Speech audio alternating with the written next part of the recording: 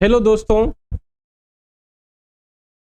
जैसा कि आप सब जानते हैं, हम सब मिलके जो भी क्वेश्चन प्रीवियस ईयर में पूछा गया है उस क्वेश्चन को सॉल्व करने का प्रयास कर रहे हैं।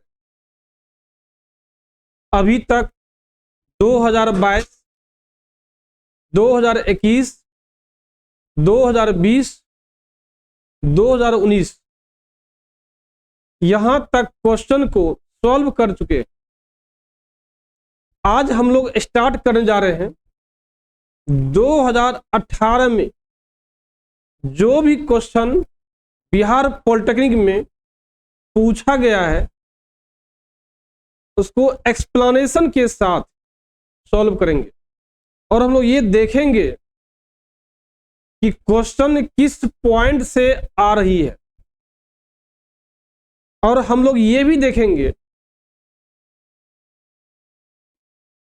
आने वाले समय 2023 में कौन कौन क्वेश्चन आ सकता है, किस प्रकार से क्वेश्चन को घुमा के देगा, उस सारा हम लोग यहां डिस्क्राइब करेंगे आज। इसलिए दोस्तों, आप सबको बोलते हैं आप बारीकी से एक एक क्वेश्चन को सॉल्व करने का प्रयास करें। यदि कहीं भी डाउट आपको हो, आप निश्चित तौर पर प्रिपरेशन साथी पर कमेंट करें, या 1 बाय 1 जानना चाहते हैं आप हमारे टेलीग्राम चैनल पर आइए और वहां पे 1 बाय 1 क्वेश्चन को डिस्कशन करेंगे। यदि मेरा वीडियो आपको अच्छा लगे, निश्चित तौर पे आप उसको लाइक का बटन दबाइए और हमारे चैनल को सब्सक्राइब कीजिए ताकि समय के अनुसार आपको सारा नोटिफिकेशन मिलता रहेगा कब कौन सा वीडियो लॉन्च कर रही है। चलिए हम लोग स्टार्ट करते हैं आज का सेशन।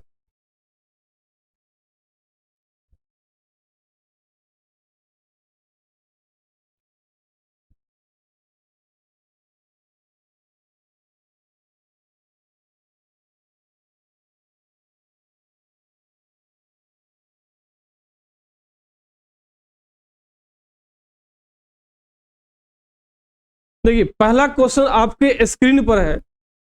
देखिए क्वेश्चन, देखिए दिया हुआ क्या है। क्वेश्चन दिया हुआ डैश को छोड़कर न्यूट्रॉन सभी तत्वों के परमाणु में पाया जाता है। सोचिए क्वेश्चन कितना आसान है। आपको मालूम होना चाहिए आइसोटोप। क्या पता होना चाहिए? आइसोटोप, समस्थानिक। आइसोटोप्स को ही बोलते हैं समस्थानिक। और समस्थानिक किसको बोलते हैं? समस्थानिक किसे कहते हैं? ऐसा तत्वों का सीरीज जिनका परमाणु संख्या क्या हो जाए, एक समान हो जाए, लेकिन द्रव्यमान संख्या जो हो जाए अलग अलग हो जाए। जैसे एग्जांपल देखिए, हम लोग देखिए ये आइसोटोप्स कहलाता है, जिसको हिंदी में बोलते हैं समस्थानिक बोलते हैं। ये तीनों एक दूसरे का क्या है? आइसोटोप्स कहलाएगा। देखिए परमाणु संख्या क्या है? एक समान है, लेकिन द्रव्यमान संख्या देखिए क्या है? अलग अलग है। कार्बन 6 है, कार्बन 6 और कार्बन 6, लेकिन कार्बन 12, कार्बन 13, कार्बन 14, ये तीनों एक दूसरे का आइसोटोप्स कहलाता है।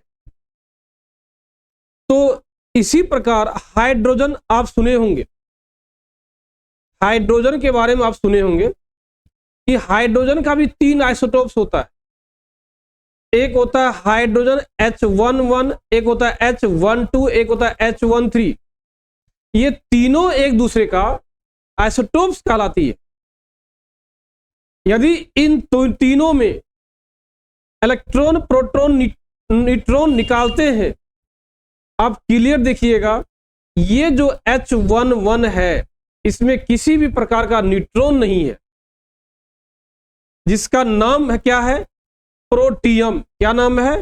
प्रोटियम नाम है। तो आप कह सकते हैं हाइड्रोजन में एक भी प्रकार का न्यूट्रॉन नहीं होती है। तो देखिए आंसर इसमें क्या देखिए हो जाएगा? क्लोरीन। क्या होगा, क्या नहीं होगा? ऑक्सीजन होगा क्या, नहीं होगा। आर्गन होगा क्या, नहीं होगा। आंसर क्या हो जाएगा, हाइड्रोजन हो जाएगा। हाइड्रोजन एक ऐसा एलिमेंट है, हाइड्रोजन एक ऐसा एलिमेंट है जिसके पास एक भी न्यूट्रॉन नहीं है। अब सवाल यह है न्यूट्रॉन कैसे नहीं है, वही हम लोग चेक करेंगे। देखिए कैसे निकालते हैं इसको, न्यूट्रॉन्स है कि नहीं है। न्यूट्रॉन्स निकालने की आप पढ़े भी होंगे, ए बराबर होता है P प्लस एन। क्या होता है, P प्लस एन होता है। और हाइड्रोजन लिखते हैं 1 और 1 लिखते हैं, इसको बोलते हैं क्या हम लोग P, इसको क्या बोलते हैं A। तो देखिए A बराबर दिया 1 और P बराबर दिया 1 और N, तो 1 1 कैंसिल हो गया, तो N बराबर क्या, 0। तो देखिए N क्या है, नंबर ऑफ न्यूट्रॉन है। क्या इसमें न्यूट्रॉन की संख्या हमें प्राप्त हो रही है, क्या नहीं हो रही है, 0 हो रही है। तब कह सकते हैं हाइड्रोजन में न्यूट्रॉन की संख्या कितना है, तो 0 है। तो आप कह सकते हैं हाइड्रोजन में न्यूट्रॉन की संख्या कितना है, तो 0 है। आंसर क्या हो जाएगा, डी नंबर। चलिए देखते हैं आंसर क्या दिया हुआ है। देखिए आंसर क्या दिया हुआ है, डी नंबर दिया हाइड्रोजन। ये नेक्स्ट क्वेश्चन देखते हैं।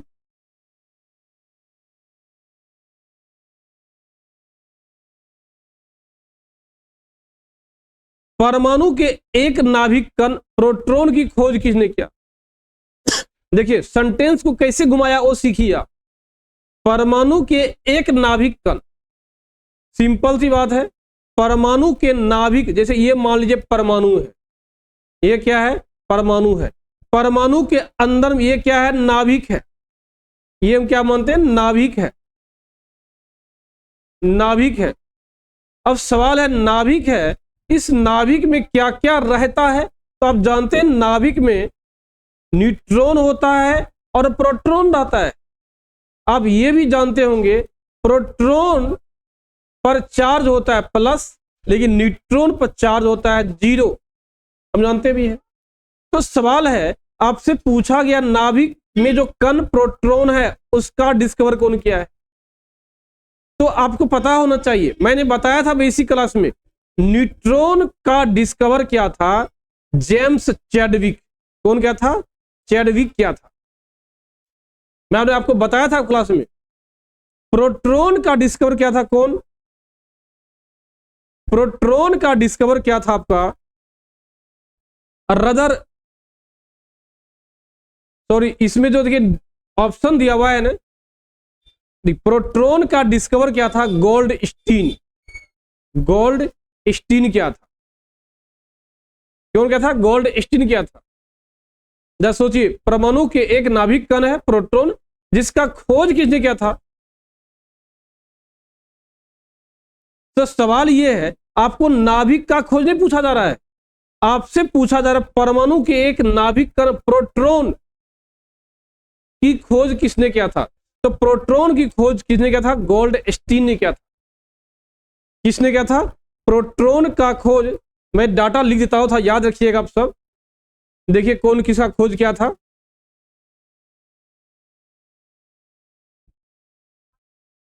तो देखिए मान लीजिए एक क्या है, परमाणु है, ये नाभिक है, तो नाभिक के अंदर न्यूट्रॉन है, नाभिक के अंदर प्रोटॉन है, और इसके चारों ओर इलेक्ट्रॉन क्या करती है, मूव करती है। तो इलेक्ट्रॉन का खोज क्या था, जे जे थॉमसन। थॉमसन क्या था। न्यूट्रॉन का डिस्कवर क्या था, चैडविक। कौन क्या था, चैडविक क्या था। प्रोटॉन का डिस्कवर क्या था, गोल्ड स्टीन। गोल्ड स्टीन क्या था। और ये जो नाभिक है, नाभिक का डिस्कवर क्या था, रदरफोर्ड। रदरफोर्ड क्या था। अब देखिए 4 पॉइंट्स, नाभिक है रदरफोर्ड, न्यूट्रॉन है चैडविक, प्रोटॉन है गोल्डस्टीन, इलेक्ट्रॉन है जे थॉमसन।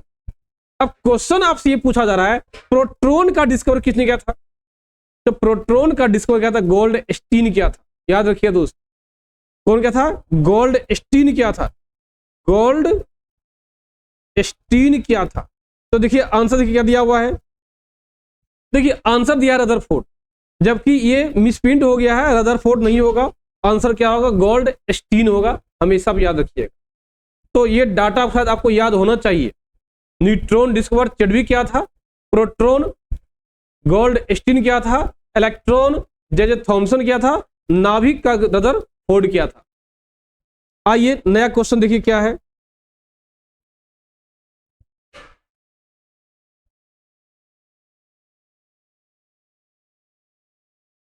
देखिए नया क्वेश्चन है, धातु एम के फॉस्फेट का सूत्र दिया हुआ देखिए। अब बोल रहा है इसके नाइट्रेट का सूत्र क्या होगा। तो देखिए क्या है, सबसे पहले जानेंगे एम पर कितना चार्ज होता है, सबसे पहले हम ये जानेंगे। और चार्ज जानने के बाद नाइट्रेट का फॉर्मूला होता है NO3-1, इसी बोलते हैं नाइट्रेट आयन। जब इस पे चार्ज जान जाएंगे हम लोग आसानी से बोल सकते हैं नाइट्रेट पर क्या फॉर्मूला होगा नाइट्रेट के साथ। तो इसको जानने के लिए आपको एक डाटा दिया हुआ है, वो डाटा है MPO4। क्या दिया है? MPO4। आप जानते हैं PO4 पर चार्ज, इसको बोलते हैं फॉस्फेट आयन। PO4 पर कितना चार्ज होता है? -3 चार्ज होता है, इसको बोलते हैं फॉस्फेट। फॉस्फेट आयन कहते हैं इसको। PO4 -3 क्या बोलते हैं? Phosphate ion. अब सवाल यह है, जब आप क्रिस क्रॉस मेथड से M पे कितना चार्ज है नहीं पता है, मानते हैं X। P पे कितना चार्ज, फॉस्फेट पे कितना चार्ज है PO4 -3। जब ये क्रिस क्रॉस मेथड से बनाइएगा M3PO4 पर पावर कितना हो जाएगा? देखिए X। अब देखिए जो क्वेश्चन में दिया हुआ है, क्या PO4 कुछ दिया हुआ है क्या? 4 के बाद कुछ नहीं दिया हुआ है। इसका मतलब क्या है? X बराबर 3 होगा, तब तो ये 3 और 3 क्या होगा? कैंसल हो जाएगा। यदि 3 कैंसल हो गया तो इसका मान है X बराबर कितना हो गया? 3। अब देखिए मेटल M जो भी एलिमेंट है उस पे चार्ज आपको पता चल गया, कितना चल गया? M+3 charge. क्या पता लगा? M+3 charge. और नाइट्रेट होता है NO3-1 चार्ज। जब ये दोनों को आपस में मिला के फॉर्मूला बनाइएगा, ये हो जाएगा NO3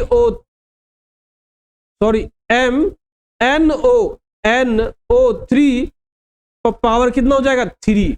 क्योंकि इसका चार्ज आएगा इसके नजदीक और इसका आएगा यहां पर, अब 1 लिखाता नहीं है, तो आंसर क्या होगा? MnO3 का होल 3। देखिए कहां MnO3 कहां दिया हुआ? डी नंबर दिया ऑप्शन। तो आंसर क्या हो जाएगा? डी हो जाएगा। आइए देखिए आंसर क्या दिया हुआ है।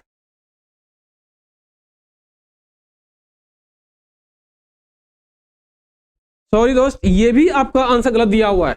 यहां देखिए दे दिया M2, M पावर 2 ले लिया गया, जबकि क्या होगा? M पावर 3 होगा। कैसे होगा? क्योंकि PO आप कैसे होगा, देखिए डाटा पूरा देख लीजिए, ये दिया हुआ है ना, क्लियर दिया हुआ है। कैसे निकाले हम लोग फिर से एक बार देखते हैं ताकि आपको परेशानी ना हो। देखिए ये दिया हुआ डाटा में PO4 दिया हुआ है। PO4 को बोलते हैं फॉस्फेट आयन। क्या बोलते हैं? फॉस्फेट आयन बोलते हैं। अब फॉस्फेट आयन M पावर कितना है नहीं पता, X। PO4 -3 होता है, क्रिस क्रॉस मेथड से बना लेंगे, M3PO4X हो गया। क्योंकि यहां देखिए क्या दिया हुआ है? कुछ नहीं दिया हुआ। देखिए क्या दिया है? क्या कुछ नहीं दिया हुआ है, आपको सिर्फ दिया हुआ MPO4 दिया हुआ है। इस कंडीशन में PO4 सिर्फ कब होगा? जब X का मान कितना होगा? 3 होगा। तो इसका मतलब क्या है? X कितना निकल गया? 3 निकल गया। X3 मतलब +3 हो गया, 3 निकल गया, देख लीजिए। अब NO3 नाइट्रेट के साथ बनाना है, तो नाइट्रेट के साथ ये क्या बन जाएगा? NO3-1। तो क्या हो जाएगा? ये NO3 पे आ जाएगा 3 और यहाँ जो 1 है ये आ जाएगा 1। तो क्या MnO3 हो गया। तो आंसर क्या हो जाएगा? देखिए MnO3, आंसर क्या हो जाएगा? डी नंबर हो जाएगा। ये आपका आंसर नहीं होगा, ये भी आपका आंसर नहीं होगा, ये भी आपका आंसर नहीं है। आंसर कोई होगा तो वो आंसर होगा कौन सा, ये देखिए अंदर डी नंबर आंसर हो जाएगा, MnO3 का होल 3। आइए नया क्वेश्चन देखिए क्या दिया हुआ है।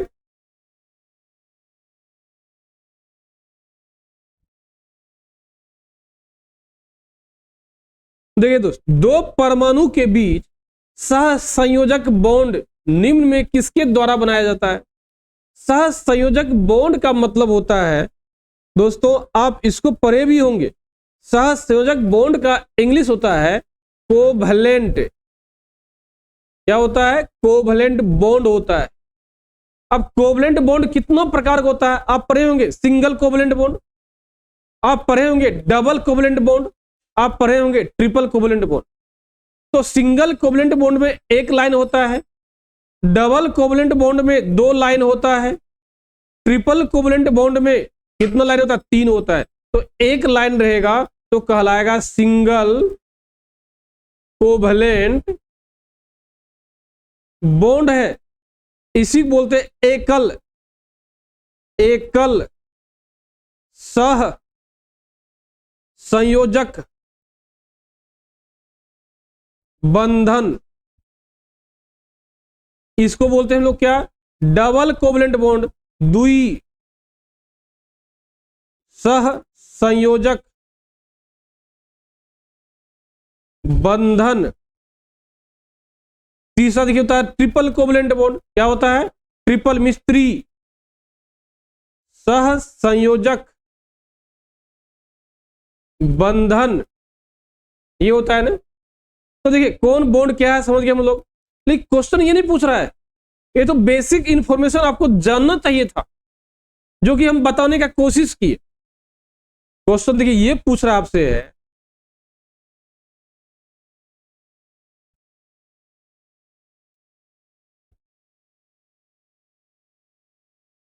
क्वेश्चन देखिए आपसे ये पूछ रहा है, देखिए क्या पूछ रहा है,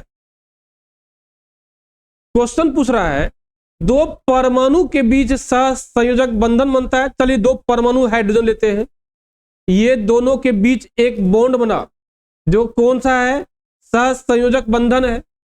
अब सवाल है किसके द्वारा बनता है, तो हम पढ़ते आ रहे हैं बच्चे से, क्या पढ़ते आ रहे हैं, शेयरिंग ऑफ इलेक्ट्रॉन, इलेक्ट्रॉन के साझेदारी से।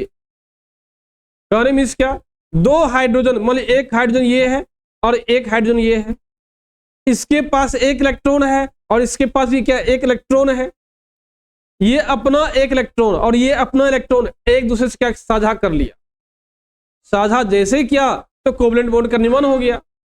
तो इलेक्ट्रॉन की साझेदारी द्वारा बनता है, तो आंसर देखिए क्या होना चाहिए, इलेक्ट्रॉन की साझेदारी द्वारा। देखिए आंसर क्या दिया, देखिए देखिए आंसर बी दिया हुआ, अब बी आंसर होगा ही, अब तो बच्चे से पढ़ते आ रहे हैं, क्लास 10th में भी आपने पढ़ा होगा, क्या पढ़ा होगा, 2 इलेक्ट्रॉन का शेयरिंग करके, 2 या 2 से अधिक इलेक्ट्रॉन शेयरिंग करके, यदि 2 इलेक्ट्रॉन आपस में शेयरिंग करता है तो सिंगल कोवैलेंट बॉन्ड बनता है। यदि 4 इलेक्ट्रॉन आपस में शेयरिंग करेगा तो डबल कोवैलेंट बॉन्ड बनेगा। डबल मीन्स क्या, जस्ट बताए थे ना, सिंगल, डबल और ट्रिपल। यदि 6 इलेक्ट्रॉन एक दूसरे से साझा करेगा, यदि 6 इलेक्ट्रॉन एक दूसरे से पार्टनरशिप करेगा, शेयरिंग करेगा, वो क्या बनेगा, ट्रिपल कोवैलेंट बॉन्ड का निर्माण होगा। दोस्तों हम समझ गए कितना, क्या क्या क्वेश्चन पूछ सकता है आपसे, ये भी क्वेश्चन पूछ सकता है क्या, ट्रिपल कोवैलेंट बॉन्ड कब बनेगा, 2 इलेक्ट्रॉन साझा करने से, 4 इलेक्ट्रॉन साझा करने से कि 6 इलेक्ट्रॉन साझा करने से। तो आप आसानी से कह सकते हैं जब 6 इलेक्ट्रॉन आपस में साझा करेगा तो ट्रिपल कोवैलेंट बॉन्ड बनेगा, जब 4 इलेक्ट्रॉन साझा करेगा तो डबल कोवैलेंट बॉन्ड बनेगा, जब 2 इलेक्ट्रॉन साझा करेगा सिंगल कोवैलेंट बॉन्ड बनेगा। यह भी क्वेश्चन पूछ सकता है आपसे दोस्तों। आइए इसमें एक क्वेश्चन देखिए और पूछ सकता है आपसे आने वाले समय में 2024 में, क्या पूछ सकता है देखिए, यदि मान लीजिए सिंगल कोवैलेंट बॉन्ड दिया हुआ है, डबल कोवैलेंट बॉन्ड दिया हुआ है, ट्रिपल कोवैलेंट बॉन्ड आपको दिया हुआ है, तो इस सिंगल कोवैलेंट में सिग्मा बॉन्ड कितना है तो इसमें सिग्मा बॉन्ड 1 है, पाई बॉन्ड 0 है। यदि डबल कोवलेंट बॉन्ड का बात करते हैं, सिग्मा बॉन्ड 1 है, पाई बॉन्ड भी आपका कितना है, 1 है। यदि ट्रिपल कोवलेंट बॉन्ड का बात करते हैं तो इसमें सिग्मा बॉन्ड आपका 2 है, पाई बॉन्ड आपका सिग्मा बॉन्ड आपका 1 है,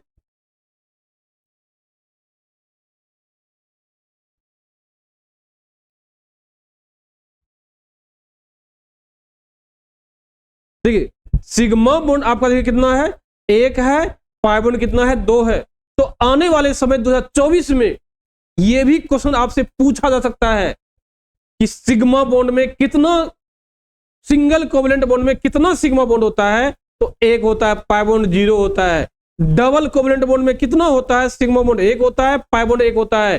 ट्रिपल कोवलेंट बॉन्ड में कितना सिग्मा बॉन्ड होता है, सिग्मा बॉन्ड 1 होता है, पाई बॉन्ड 2 होता है। 2023 में उम्मीद रखिए ये क्वेश्चन पूछ सकता है आपसे, इसलिए दोस्तों आप इसे भी छोड़ने का कोशिश ना करें। आइए नया क्वेश्चन देखते क्या है।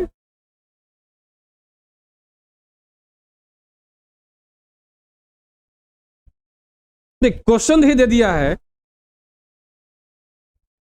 कि संकरण में होता है, तो संकरण का मतलब समझिए ना, संकरण में होता क्या है।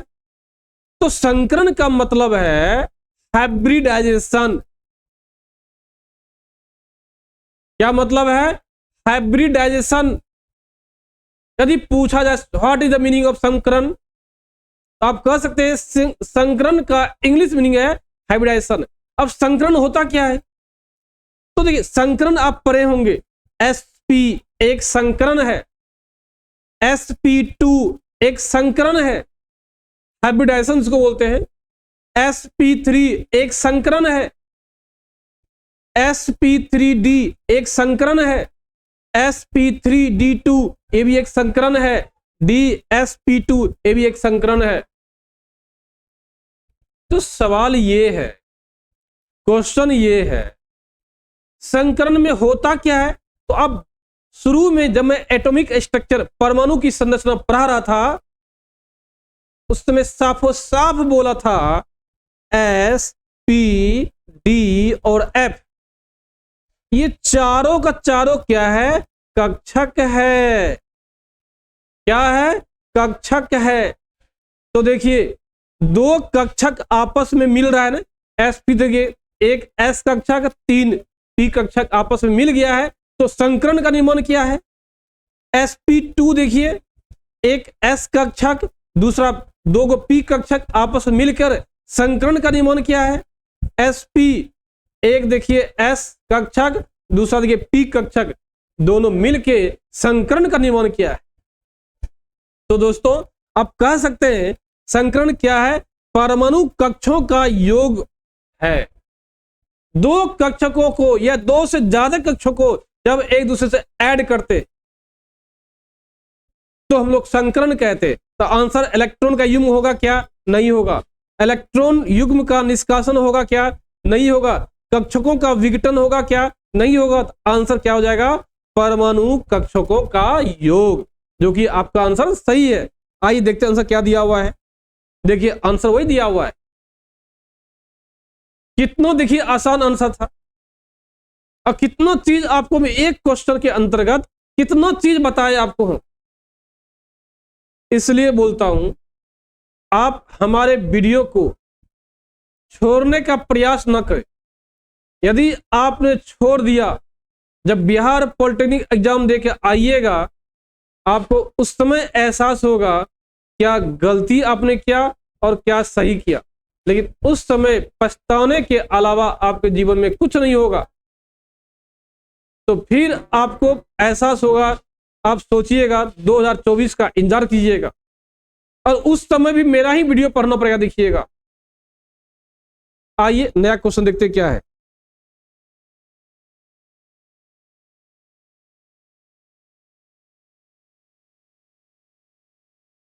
क्वेश्चन दिया है, निम्न में से किस यौगिक की द्रवित अवस्था में हाइड्रोजन बॉन्ड नहीं बनता है।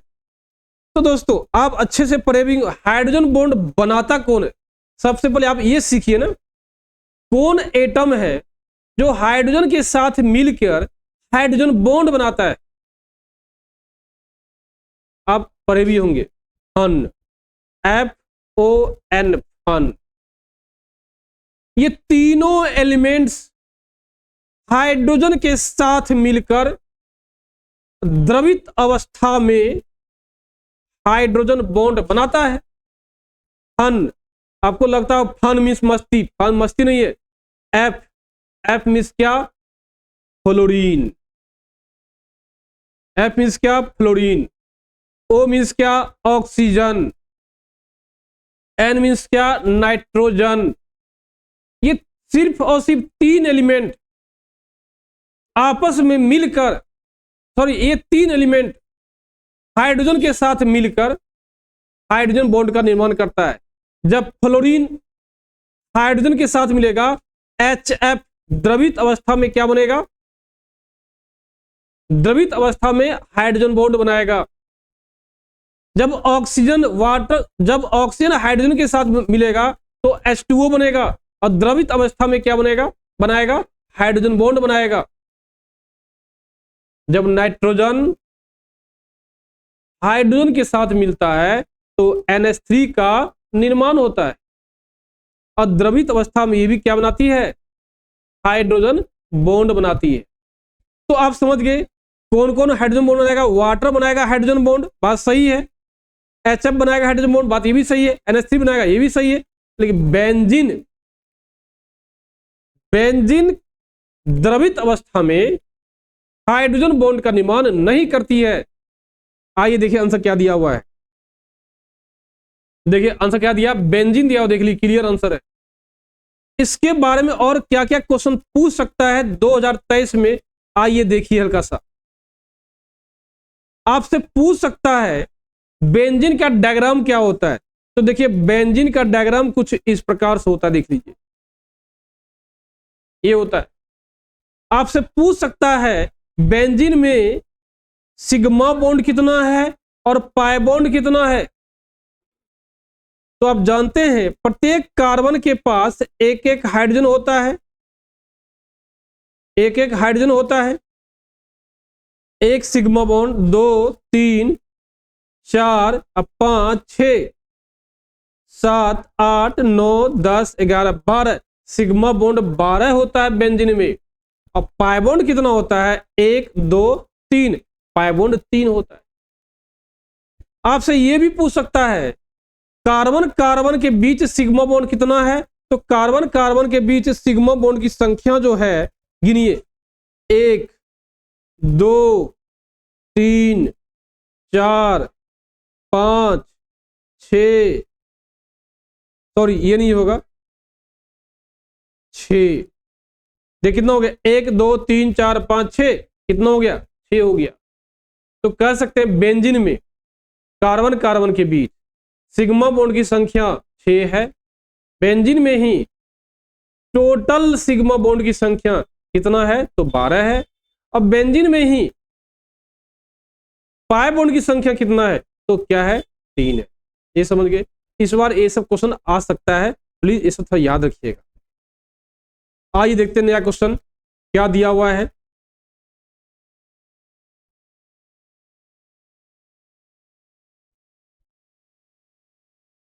देखिए दूध है, सवाल क्या है?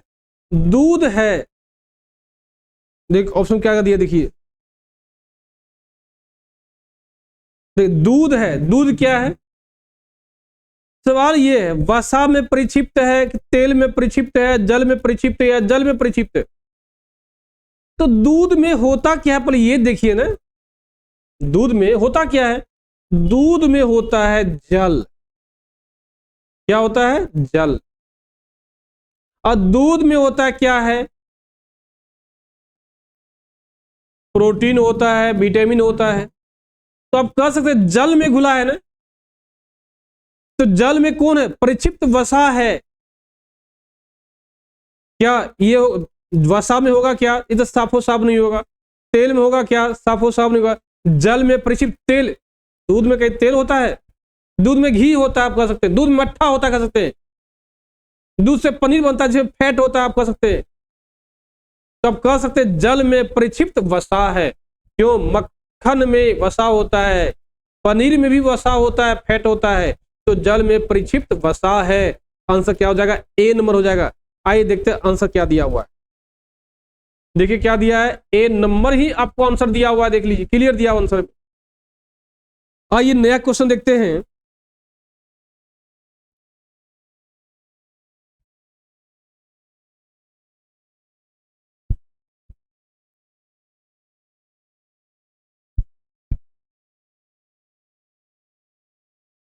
देखिए हैलाइड अयस्क का उदाहरण है। हैलाइड, हैलाइड जो है अयस्क का उदाहरण है। अब सवाल यह है हैलाइड का कौन सा अयस्क है? सवाल ये हम लोग का है। हैलाइड जो है एक अयस्क है, बात समझ रहे हैं हम लोग भी, लेकिन सवाल यह है किसका अयस्क है? गेलेना का। यहां गेलेना, गेलेना, गेलेना। बॉक्साइड, बॉक्साइड में क्या होता है? Al2O3 डॉट 2H2O, ये होता है बॉक्साइड। सिनेवार, सिनेवार होता है HgS, HgS होता है, और गेलेना होता है PbS।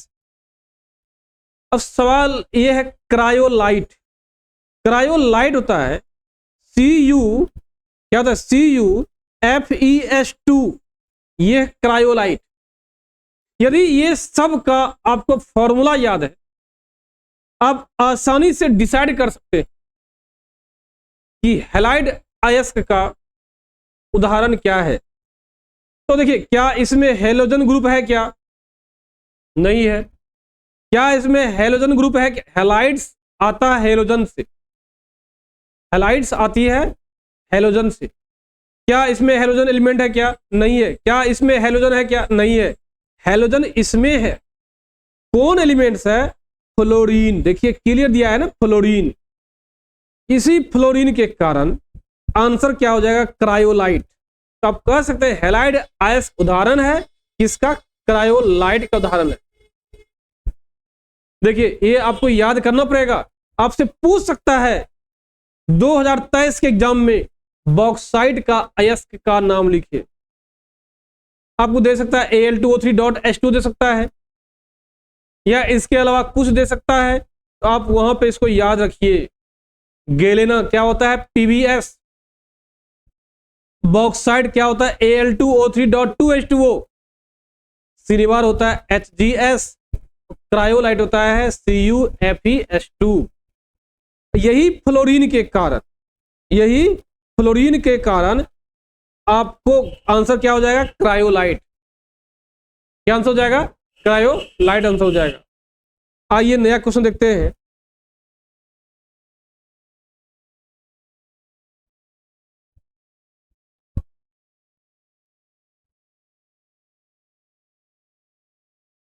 देखिए क्या दिया है, परमाणु संख्या 55 वाला तत्व। सवाल यह है परमाणु संख्या जो है 55 किस एलिमेंट का है? परमाणु संख्या 55 किस एलिमेंट का है? सवाल तो यहां मेरा ये है ना। अब एलिमेंट का नाम पता चल गया, एलिमेंट का नाम यदि पता चल गया तो आसानी से आपको ब्लॉक का भी पता क्या है? चल ही जाएगा। तो देखिए कैसे निकालते वो समझिए। आप एस ब्लॉक में याद कीजिए, हम बोले थे क्या जोड़ने के लिए? 2, 8, 8, 18, 18, 32, ये था एस ब्लॉक में ऐड करने के लिए। आप जानते हैं एस ब्लॉक में कौन कौन एलिमेंट है? एस ब्लॉक में हाइड्रोजन है, लिथियम है, सोडियम है, पोटासियम है, रुबिडियम है, सीजियम है और फ्रेंसियम है। देखिए इसका एटॉमिक नंबर कितना? 1 है। 1 + 2 कितना? 3। 3 + 8 11। 11 + 8 19, 19 + 18 कितना हो जाएगा? 19 + 18 8 8 16 17 37, 37 + 18 कितना हो जाएगा? 55। देख लीजिए कहां आ रहा है, देखिए कैसे निकाले हम लोग। एस ब्लॉक के लिए क्या करेंगे? 2 8 8 18 18 ऐड करते हैं एटॉमिक नंबर को जानने के लिए। तो सीजियम 55 परमाणु संख्या जो है सीजियम का है और ये एस ब्लॉक एलिमेंट है। आंसर क्या हो जाएगा? एस ब्लॉक एलिमेंट है। देखिए आंसर क्या दिया है, देखिए एस ब्लॉक दिया है। दोस्तों मैं आपको बार बार बोल रहा हूं, यदि आपको इस प्रकार का कोई ट्रिक चाहिए पॉलिटेक्निक के लिए, पारा मेडिकल के लिए, या 11th बिहार बोर्ड के लिए, या 12th बिहार बोर्ड के लिए, या 11th 12th सीबीएसई बोर्ड के लिए, या नीट के लिए, आप बेहिचक आप हमारे चैनल को बताइए, आप कमेंट करके बताइए, आप टेलीग्राम में बताइए कि सर हमें ट्रिक चाहिए, कौन चीज कैसे याद करेंगे।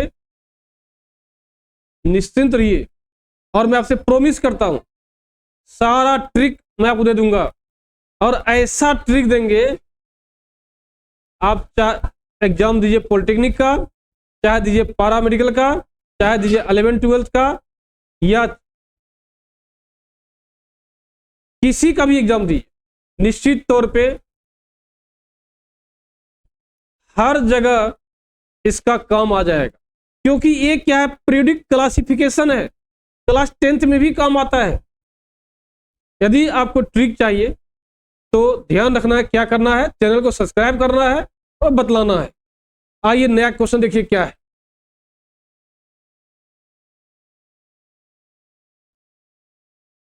परमाणु भार बढ़ने के साथ, देखिए क्वेश्चन देखिए क्या दिया है। परमाणु भार बढ़ने के साथ क्षार धातुओं का गलनांक क्या होता है? सवाल ये है ना, परमाणु भार बढ़ने के साथ क्षार धातुओं का गलनांक क्या होता है? आप कोई भी ग्रुप लीजिए, चाहे ग्रुप नंबर 1 लीजिए, या ग्रुप नंबर 2 लीजिए, या ग्रुप नंबर 3 लीजिए, या ग्रुप नंबर 4 ही क्यों लीजिए, कोई भी आप ग्रुप लीजिए, आप देखिएगा जैसे जैसे आप ऊपर से नीचे आते हैं, जैसे जैसे ऊपर से आप नीचे आते हैं, आकार में क्या होती है? वृद्धि होती है। जब आकार में वृद्धि होगी तो निश्चित तौर पे आकर्षण बल क्या होता है? इलेक्ट्रॉन प्रोटॉन के बीच घट जाती है। तो कह सकते परमाणु भार बढ़ने से क्षार धातु गलनांक क्या होता है? श्योर है, गलनांक जो होगा धीरे धीरे घटना शुरू कर जाएगा। अब सवाल ये है, घटेगा क्यों? सवाल ये भी है ना, देखिए क्यों घटता है। आप किसी भी ग्रुप में ऊपर से नीचे आते हम लोग हैं, आकार क्या होती है? आकार जो है आपको इंक्रीज होती है। अब देखिए धात्विक गुण क्या होती है? धात्विक गुण बढ़ती है, और अधात्विक गुण क्या होती है? अधात्विक गुण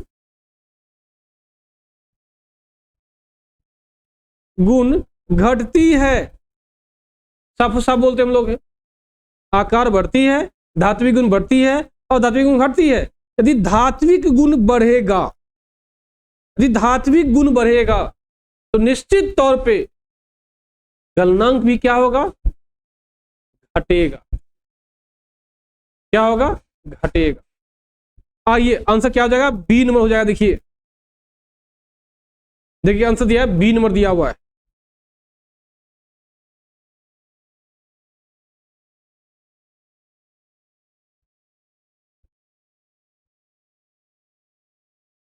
देखिए विरंजक चूर्ण का विरंजक गुण किसके मुक्त होने के कारण होता है?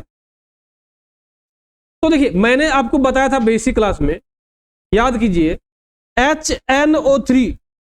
देखिए क्वेश्चन क्या आएगा वो देखिए, मैंने बताया था HNO3 एक बहुत अच्छा ऑक्सीडाइजिंग एजेंट है। कुछ याद है क्या? ऑक्सीडाइजिंग एजेंट है। क्यों है? तो नवजात ऑक्सीजन के कारण। K2Cr2O7 एक अच्छा ऑक्सीडाइजिंग एजेंट है। क्यों है? नवजात ऑक्सीजन के कारण। KMNO4 एक अच्छा ऑक्सीडाइजिंग एजेंट है नवजात ऑक्सीजन के कारण।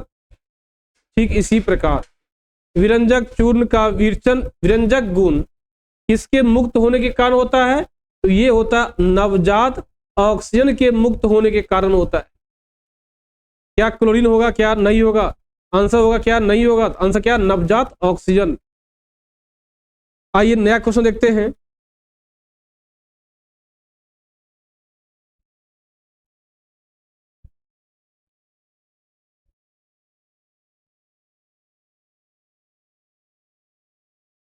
देखिए मार्स गैस में मुक्त क्या होता है? Marsh gas.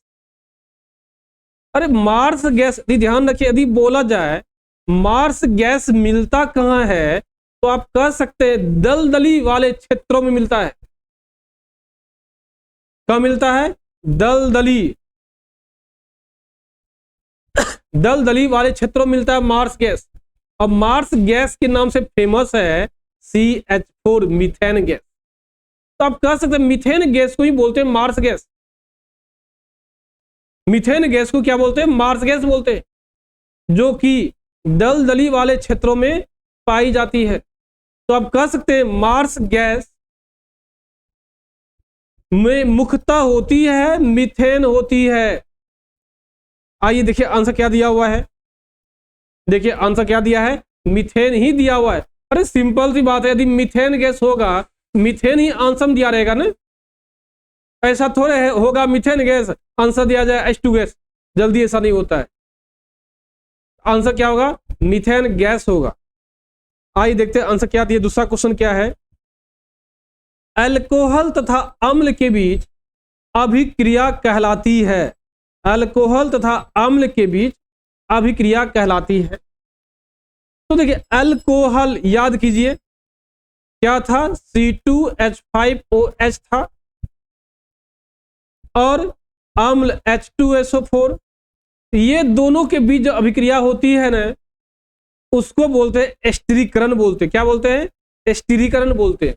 दोस्त इसको आप याद कर लीजिएगा, क्योंकि एस्टरीकरण हम लोग कहते उसी को है, एस्टरीकरण कहते उसी को है जब अल्कोहल और अम्ल के आपस में क्या करते हैं? अभिक्रिया करवाते हैं। क्या हाइड्रोजनीकरण कहेंगे? क्या नहीं कहेंगे। क्यों नहीं कहेंगे? क्योंकि हाइड्रोजन में क्या होता है? अल्कीन और हाइड्रोजन के बीच अभिक्रिया होता है।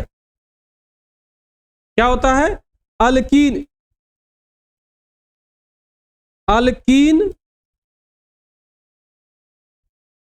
अल्कीन और हाइड्रोजन के बीच जो अभिक्रिया होता है उसको क्या बोलते हैं? हाइड्रोजनीकरण बोलते हैं। उसी को इंग्लिश में क्या बोलेंगे? हाइड्रोजनेशन बोलते हैं। क्या जल अपघटन होगा? क्या नहीं होगा। साबुनीकरण होगा? क्या ये भी नहीं होगा। तो आंसर क्या हो जाएगा? एस्टरीकरण आंसर हो जाएगा। तो ध्यान रखिएगा एस्टरीकरण किसको बोलेंगे? जब अल्कोहल और अम्ल को आपस में रिएक्शन करवाते हैं तो क्या बोलते हैं? एस्टरीकरण कहते हैं। सिरके में उपस्थित होता है। कितना आसान क्वेश्चन देखिए। सिरके मीन्स आम। तो सिरके में क्या होता है ये तो याद करना पड़ेगा ना। तो क्या होता है? Acetic acid. क्या होता है? एसिटिक अम्ल होता है। तो आप कह सकते हैं सिरके में जो होता है एसिटिक अम्ल होता है। और एसिटिक अम्ल का फॉर्मूला होता है CH3COOH होता है।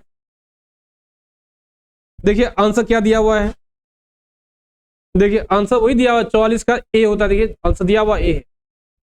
आइए नया क्वेश्चन देखिए क्या है। पीतल निम्न की मिश्र धातु है। पीतल जो है निम्न की मिश्र धातु है। तो ये तो कई बार आपको क्वेश्चन बता चुके हैं ना। पीतल तांबा और जिंक का मिश्र धातु है। अब सवाल ये है मिश्र धातु बनाते कैसे हैं? बहुत आसान आंसर है। आप दो या दो से ज्यादा धातु लीजिए, ये तीनों को गला के लिक्विड अवस्था में लाइए। इसको भी लाना है लिक्विड अवस्था में, इसको भी लाना है लिक्विड अवस्था में, और लिक्विड में आपस में मिला दीजिए प्रॉपरली रूप से, और फिर से इसको ठोस में बदल दीजिए। यही कहलाता है क्या? मिश्र धातु कहलाता है। क्या कहलाएगा? मिश्र धातु कहलाता है।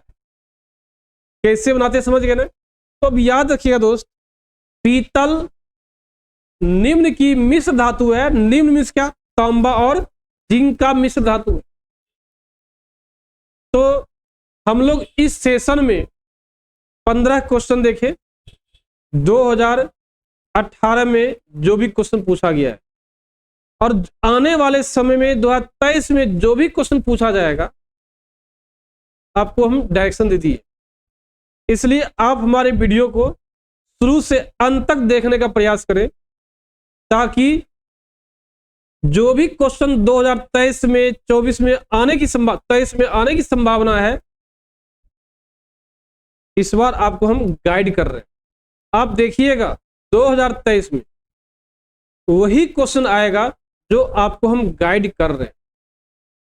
इसलिए आप हमारे चैनल से बने रहिए, और वीडियो आपको अच्छा लगे तो हमारे चैनल को सब्सक्राइब कीजिए और टेलीग्राम से जुड़िए।